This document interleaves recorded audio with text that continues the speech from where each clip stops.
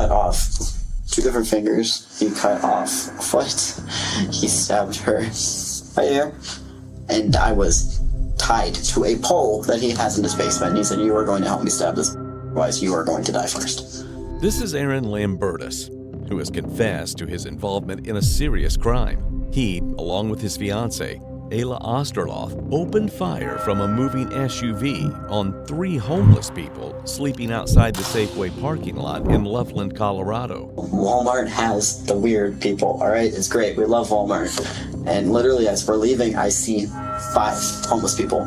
Literally, we circled so many times because I'm trying to find just one good person that I can, unfortunately, traumatize. It would soon be unraveled whether it is the only time he attempted to kill someone or if he follows a secret belief to clean the cities through a sinister plan. I remember we cut her up, put her in hefty trash bags.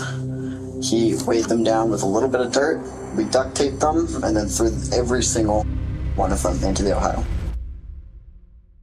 On the night of August 9th, 2023, in Loveland, Colorado, a black SUV storms into a Safeway parking lot when Aaron starts shooting blindly at 3 sleeping homeless people, while his fiancée, Ayla, was behind the wheel. One of the victims was struck by a bullet. Following the incident, Aaron was taken into custody as authorities sought to uncover his motive. Hey, Gerard.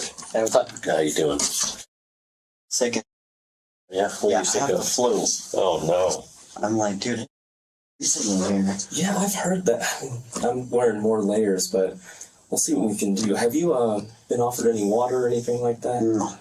Do you want some water? It's been a little bit. I mean, it's like an offer at this point. Honestly, I think I might throw it up if I have it.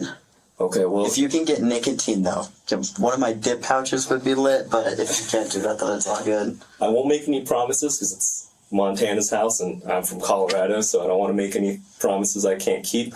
But we'll ask and see what we can do. Okay. Am I under arrest? You are. Okay. So we're gonna get to that. Clearly, it sounds like it was quite the event, but you are under arrest. You're not free to leave. But with that said, there's some things that we do want to talk about, and of course, our state, we have this form, we have all these rules that we have to abide by. I want to read those to you just to make sure we're on the same page. Just know that for the last hour, we've been talking to your fiance and that she's fine. I just want you to know that, okay? Is she also under arrest? Yes, but she's fine. I just want you to have peace of mind, not her. Is there any chance I can see her before we go? I don't want to talk to her. I want to give her. We'll cross that bridge and figure that out when we're done here, okay? I'm not making you a promise or anything like that. We don't run the show here, all right? This is Montana and we're from Colorado, but we'll figure something out. We'll inquire for you, okay? I promise you. I'm willing to help you guys out too. I know 3 different blow dealers that get breaks on breaks. If you can hook me up, I will give you names and addresses of 3 different people that sell blow and H and pounds of. Well, let's just start with some basics here. Do you mind just spelling your full name? Yeah, Aaron. Before any discussion about the crime, Aaron was already prepared to make statements.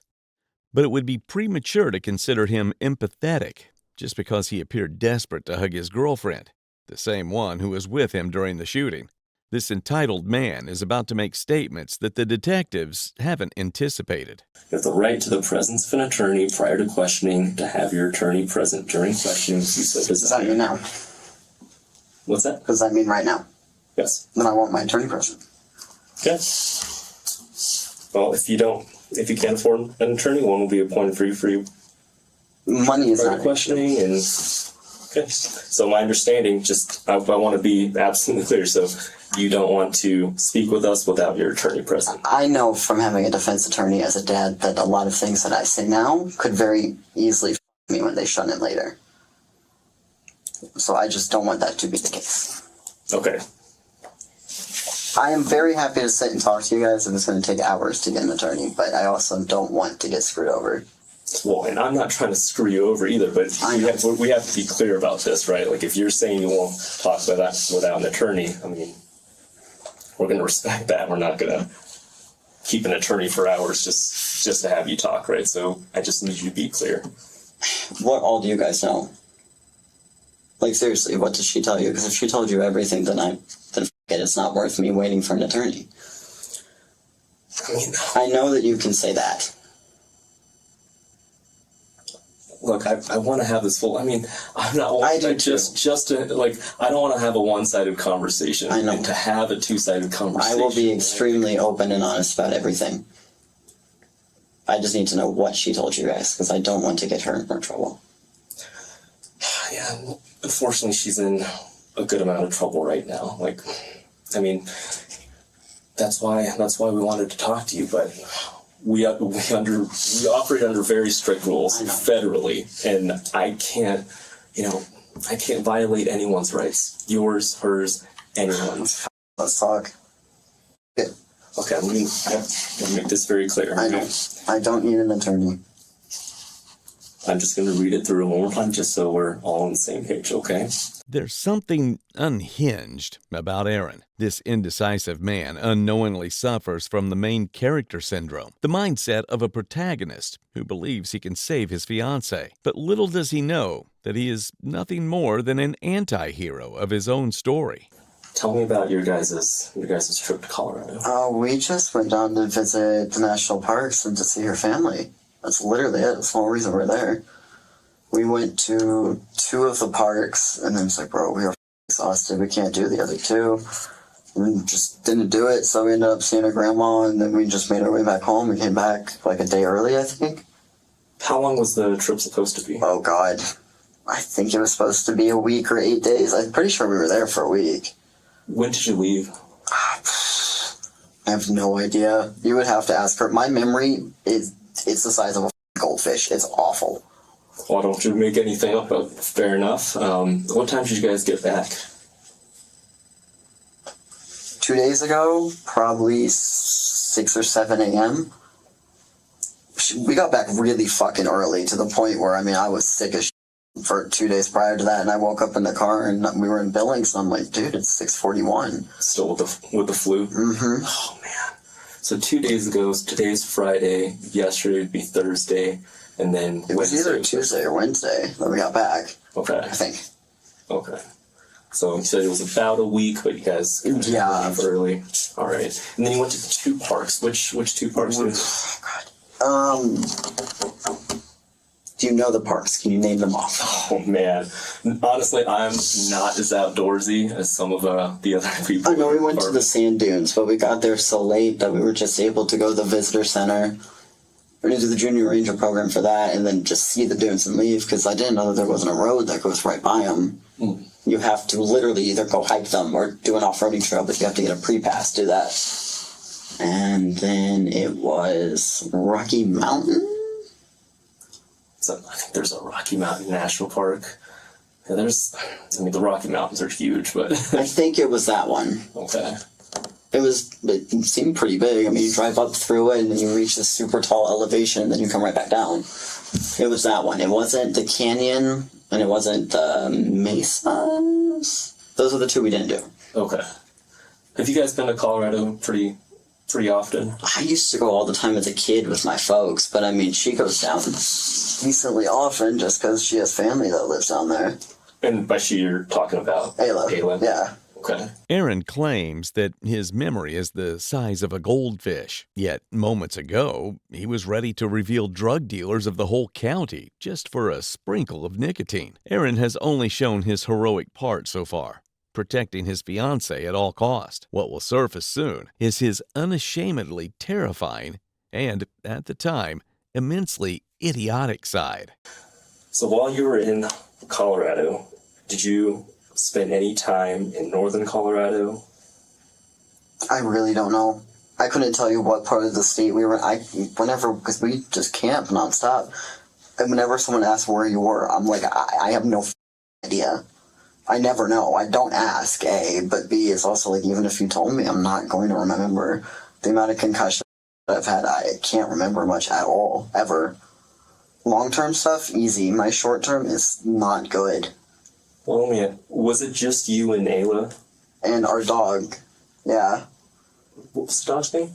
We call her Floop. Flu. She's a little inbred beagle. So just you, Ayla, and Flu the entire time. Yeah. So red Volkswagen, just you and Ayla. At any point did anyone else use the car or borrow the car? No. Okay. All right, and then I'll try not to get too specific because, I don't want to jog your memory best I can, but if there's some things you don't remember, try not to lead you down that route. But the reason we're having this conversation today is obviously we know that you guys were in Colorado. We also know that you guys were in northern Colorado, and specifically Loveland. Now the car you guys are in, that's kind of how we ended up all the way here in Montana. And you were mentioning, stuff about drug dealers and stuff like that. I'll be honest, man, I never really got into the whole narcotics comp thing. Like, I had a lot of friends that they were smoking pot when it wasn't legal. They were using other drugs. Yeah, like these days, no one cares. But like growing up, like I just didn't really care about the drugs thing. That's not for me. I'm more so interested in crimes that involve people getting hurt. So that's kind of where my passion is. And we're here today because someone got hurt while you guys were in Loveland. So, I'm not going to you, but I need to know, what's the story behind that? Like, we know your car was there. We know what happened. It's the why that I'm trying to figure out. Like, I don't think either of you are bad people. I don't think. Aaron's attention span is shorter than that of a toddler who watches Cocomelon on repeat, easily distracted by anything else. Throughout the time the detective tries to question him about the crime, Aaron remains distracted, fidgeting with a thread instead of focusing. Clearly, he lacks the mental presence to fabricate stories, choosing instead to play with thread. But if he had any respect, he wouldn't have made the good detective feel unimportant. But Mr. Important will eventually face something he would have least expected. So what happened in Loveland? I will literally put that rage on myself. Like, if I'm sure you guys see the giant cracks on the inside of the windshield on that car, it's literally from me throwing my phone at it. Try to punch it. Try to throw something that's not a brick on it. It's like impossible to break that thing. It's awful. It's so bad, and the only thing that works isn't even trying to hurt someone. It is literally just trying to scare them, which makes me very different, and I'm well aware, than any other crazy person out there, because most people want to do it because they want to cause pain and they want to torture. The only way I can get my to calm down is if I scare the piss out of somebody, and that is literally all I try to do. And that's huge. That's really important. We talk to people that, their goal is to hurt people, right? Like, No. I'm not getting, even you just asked me about Ayla, I'm not getting that vibe from you. But, the important thing is just tell me from start to finish, like, you know what we're talking about. What happened? It was literally, we are in the tent. We had a really day where we actually talked about it that needed to be talked about, but neither one of us, A, I think knew how to bring it up, and B, even with, because this whole year it's been working through what ended up being 17 hours. I finally was able to break that wall and talk about it, and since then there was just that really needed to get processed on both ends. And it just randomly happened then, and she's looking at me like, baby, I love the fuck out of you, but I don't know how to help with that. And it's like, dude, I don't either, because it's like everything else that I tried doesn't work at all. To the point where I am literally losing who the fuck I am every day. It's like literally the only thing that works, and the only time she has ever seen it work is when I just try to scare the ever living out of somebody. It's the only time I feel my humanity come back. Did you know these people that you were trying to scare? No. It's always random people. It's never with an intention to hurt them. Well, let me ask, how did the bullets start flying? What could scare people more than hearing gunshots? Were you aiming at anything? No, I literally aimed at the ground, right below the car. I read the article. The fact that the one article I read actually said that he ended up going to the hospital from a possible GSW, but then the line next to it said it is unclear if he got hurt because of gunfire. Made happy. Yeah. And that's important to throw out there. I mean, you've already heard it, but I need to make sure. Yeah, I can tell that, you know, that eats you up, and he's fine. That's good. I mean, he's out and walking around. I actually talked to him the other day, and if anything, I mean, he's confused as we are, right? And that's important for us to understand. So I know. Did you know him at all? No, of course not. Did you see him earlier in the day, or? It's literally just driving around and trying to find one person. Because I don't want to traumatize so many people. Did this only happen the one time in Colorado? Yeah. Yeah, and you've been honest, so I mean, I have no reason to doubt that, but I just want to hear it straight from you. Aaron describes that in that night, he opened fire at 3 sleeping homeless people, leaving one injured, though he claims it was not intentional. This time, he callously refers to the homeless as people not contributing to society. He must have taken that social media quote, "Villains are not born but made," a little too seriously. Living in a dystopian world, Aaron thinks the law is unequal and just to protect the taxpayers. But his poorly written supervillain script remains unfinished. Will it come to an end, or will he let it continue? Where were you sitting in the car when this happened? Passenger seat. And which gun were you using? G43. You know where that gun is right now? Yeah, it should still be in the car. I also have the FN 509 in there, but that's literally just my concealed carry.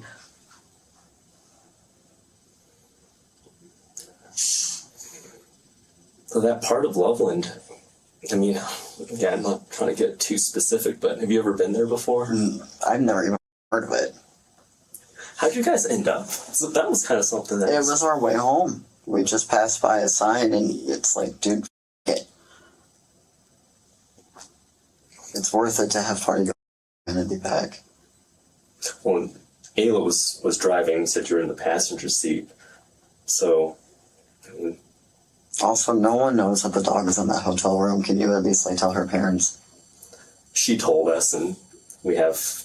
I know for a fact there's a detective right there. Does the dog have any medical needs or anything like that we should be? No, she's just retarded. My dog is too. She's a little extra. You should look on her Instagram and you'll understand. Do I know the name of it? Nope. Sometimes that's also the world we live in, right? So we've talked to a lot of people throughout the course of, what happened. We've talked to a lot of members of Ayla's family as well, and so she has a lot of love and support, but there's also a lot of concern I'm hearing for you, both from her and from her family. I mean, why? It sounds like you talked about a traumatic event when you were 13. Oh yeah. Yeah, so that got brought up. You know what I'm talking about? Yeah, it's one of I did. My mom has always had people come in and out of her life, and I mean, we say my mom, but her parents adopted me because after this story, will be very clear why she was an awful person, but I mean, she had super bad drug addiction, and she had me doing lines and taking pills with her when I was 13, but it's like one of her boyfriends I thought he was super cool, we vibed really well. Then I knew my mom wouldn't believe me because she was so just focused on all of the dudes. And then I remember a couple days later, I was smoking with them, and what I thought was but it made me so dizzy that the entire world was spinning, so I know damn well now that it was not a And I woke up in his basement and helped him stab some 13 times. I remember helping him cut up the body and throwing it in the river, and then waking up back at home. And honestly, I thought it was a nightmare. Sounds like a nightmare. Like an average narcissist, Aaron has little to no care for other individuals' lives. It's no less than a terrifying trait when looking at the world as a normal human being. But Aaron is the protagonist of his own delusional story. His statements are paradoxical, claiming he doesn't want to hurt anyone, yet admitting scaring the out of someone is the only time I feel my humanity back. But blaming the action on childhood trauma would have worked only if he were the director of his tragic comedy. Where was this? I was back home in Kentucky. I have no idea who she was. I don't remember. I remember the stuff that I don't want to remember.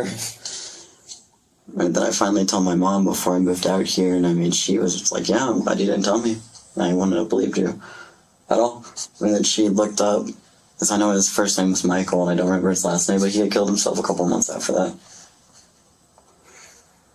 Oh, and again, I mean, I'm getting that you don't want to cause harm to anyone, but just have to ask, have you hurt anyone else? No. No. I tried everything I could to make sure it was tamed, to the point where, you know, you go on like websites and you find people that want some real stuff, but it's all willing. And I mean, that worked for a while, and it didn't help. Nothing helped. Besides scaring people. Yeah, it's as close as you can get to causing violence without actually being violent. Are there any other times where you're shooting your gun, not aiming at anyone, or just... I mean, I shoot all the time. But not, like, for purposes of... not like that. It's like that is the first time I have felt as human. Years. I was scared that I'd actually hurt that guy. I think that means a lot, that's, you know, the first thought that I'm hearing from you. I mean, we're here wondering if there was, you know, anything else, if it was, you know, if there's other context to it. Right? No, it's really not. I don't know what to do. I know she doesn't know what to do. And obviously you guys care about each other. And I mean, I'm sure, you know, it's the shooting was a couple days ago, and we're here talking right now. So we have plenty of resources. We always do ballistic tests and stuff like that. DNA. Was her DNA going to be, you know, anywhere it should be? Anything that we need to explain now? I don't think it should be. I mean, she would have touched it. She would have touched the gun, obviously, because it's in the car. She easily could have touched all the rounds because he has a giant box of knives. So, I mean, her fingerprints could be on the gun, it could be on the barrel, it could be on the rounds, but she didn't do. Did she handle the gun or touch the gun at all after the shooting? After, no. I don't think so, at least. Okay. But, I mean, she easily could have grabbed it at one point, because it's like... I'm not saying they're not on there, because they could so easily be on there. Yeah, but, you know, again, it's just... I want to make sure that we're doing everything we can for her as well, because at this point... How much trouble is she actually in?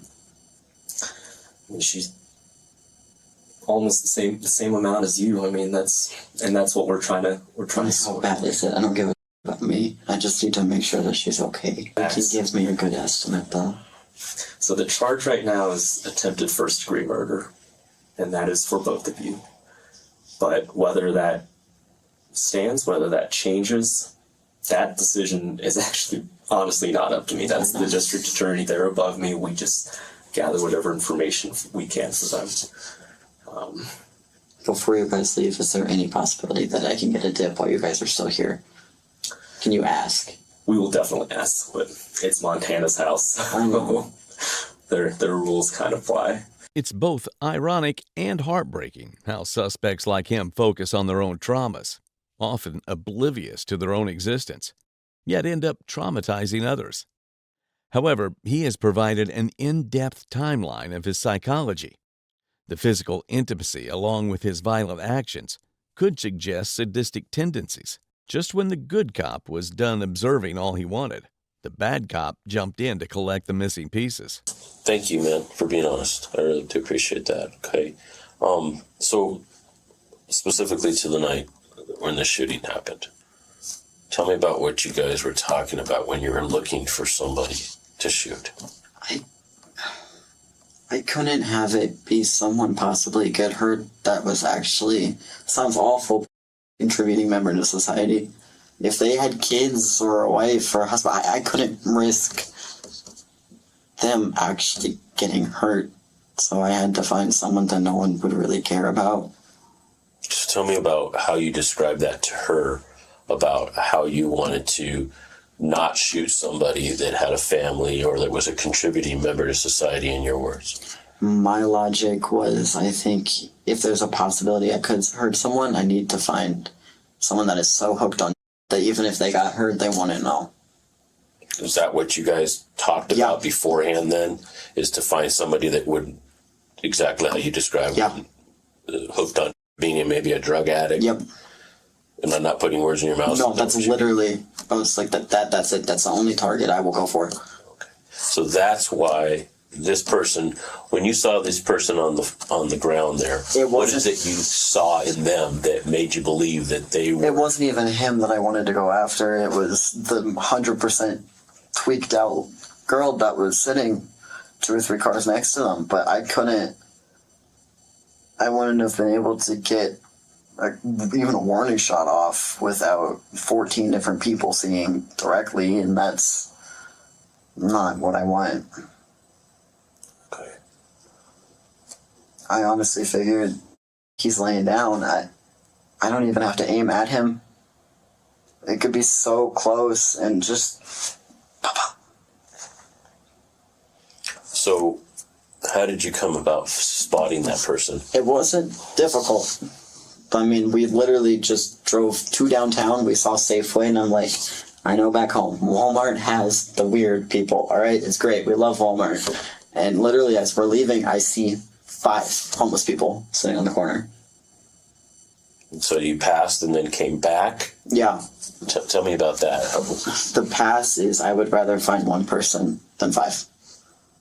And not because I want to get away with it, and not because I want to make sure that they get hurt. It's like we fired those shots, and I see some dude across the street drop his bike and his bag and sprint away. I don't want that many people that have to be affected by the one thing I feel like I have to do to feel normal. So you spot these people, you go down the street, and you come back? Literally, we circled so many times because I'm trying to find just one good person that I can, unfortunately, traumatize. I couldn't. And would it be fair to say that she didn't want to hurt anybody that would be a contributing member to society? No. Our goal wasn't to hurt people to begin with. But it's like, if I had the right amount of care when I was a kid, I wouldn't be here. So why would I risk taking away something to someone that is important and actually a parent? I can't look at a normal person and not think, what if they're super good for dad, and what if that was me when I needed them? In Aaron's twisted morality, shooting the homeless is not a subject of concern, but when it came to matters involving punishment for his fiancée, his attitude sharply changed. However, this narcissistic man has yet to hit the deepest ground of inhumanity. Your idea, her idea, or together? Right. 100%, or maybe 95 and 5? She can say it's her idea all she wants, because I can almost guarantee you that she said it was her idea. It was not. It was mine, and she said, okay. You think it'll help? Let's do it. The bullets that you used the night that you shot that man, are they the same bullets that are in your car from the same box?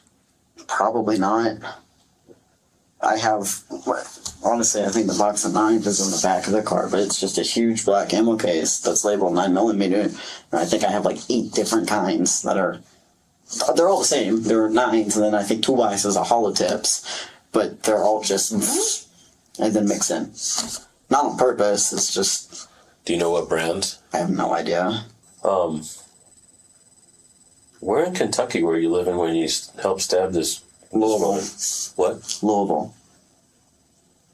What city? Exactly. That's Louisville. Yeah. Is there a suburb or anything that's connected to that? I don't know where the hell that was. Do you remember the address you were living at the time? I remember my mom's address. What's that? 425 South Hubbard's Lane, apartment 269. Did you ever look in media and see if this girl was, there was a press release or anything about a girl missing? Nothing ever came up. I guarantee you she was a prostitute. Guarantee you, based on what she was wearing and what she looked like, and the fact that there was absolutely no information. Black, white, or something else? Black. Black. About how old? Maybe early 20s. Remember the tattoos she had? No.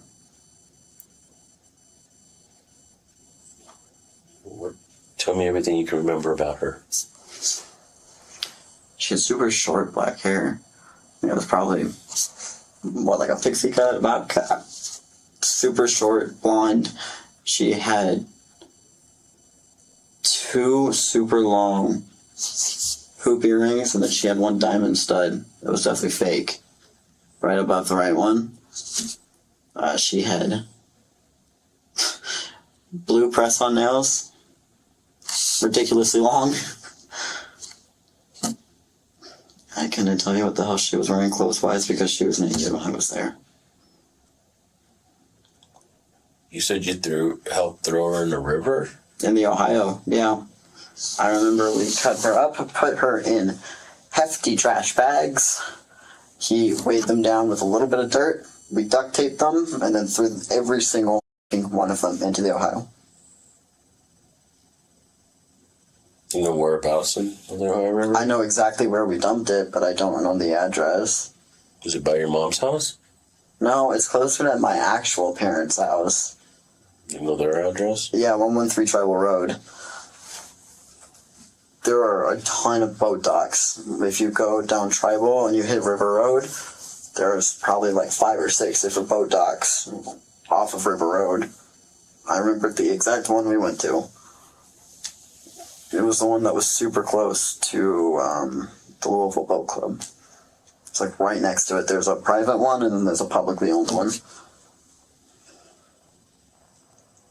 So when you say you helped stab her, am I misunderstanding you? Or tell me about how you helped kill her. I mean, he said, you are going to stab this with me, otherwise you are going to die.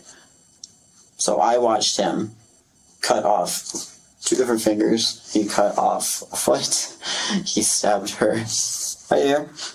And then he walked over to me, well, because I was literally waking up from God knows what, and I was tied to a pole that he has in his basement. And he said, you are going to help me stab her, otherwise you are going to die first. What did you use to stab her? It was some pocket knife that he had. Blade was only about this long. It wasn't big. It had a green handle. And it was thicker at the top, thinner on the bottom, and it had a little piece of paracord. Whatever happened to that knife? I don't know. I'm assuming he put it in one of his bags, but he could have kept it. And this took place At his mom's house. In the basement.